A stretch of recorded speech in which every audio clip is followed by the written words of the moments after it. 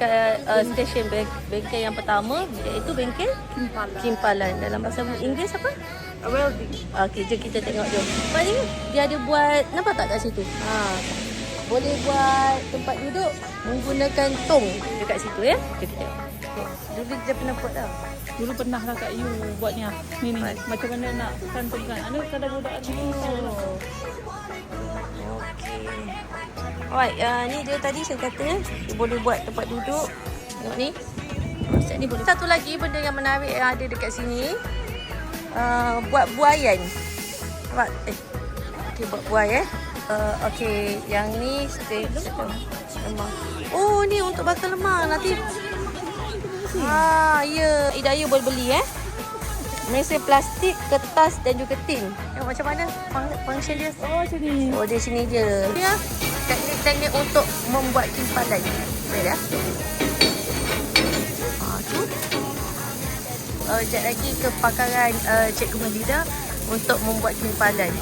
Dia kita tengok boleh so kena pakai helmet dia Jangan lupa.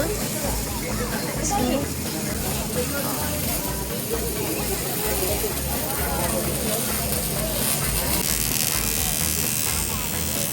Sakit mata kalau tengok lama-lama memang. So dia tengah tunjukkan cara-cara untuk pakai topi tu. Okey dah. Agak ni dah. Kita kena pakai tu safety first. Sebab risau nanti dengan ni. Alright, tidak. Go. Tengah belajar cara-cara untuk ni. Dudukan dia, Dudukan dia. Okey. Okay, kena letak bedaklah tu kat situ dulu. Ni nak pakai glove. So safety first, okey, kena pakai glove dan juga kena pakai helmet ni. Okey. Siap. Okey, jom. Dah. Dah ready Okey, jom kita tengok Jida buat macam mana. Okey.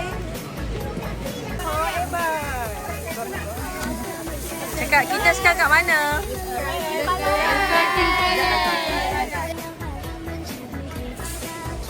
Kita pergi dekat kita dah pergi dekat bahagian perkimpal. Majida pun dah try dah.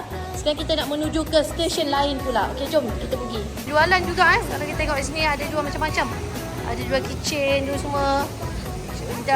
Saya belikan Majida ni. Nanti kalau Majida nampak dia ingat saya. Ni apa? How you train a dragon? So sekarang kita nak masuk ni apa dia? Apa dia?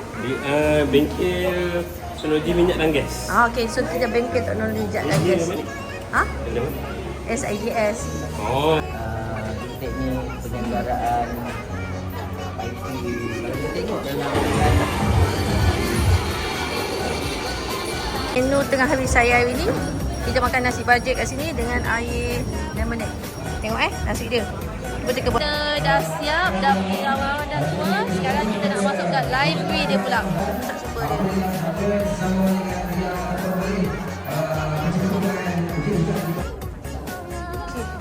So kita sekarang dekat John Children's.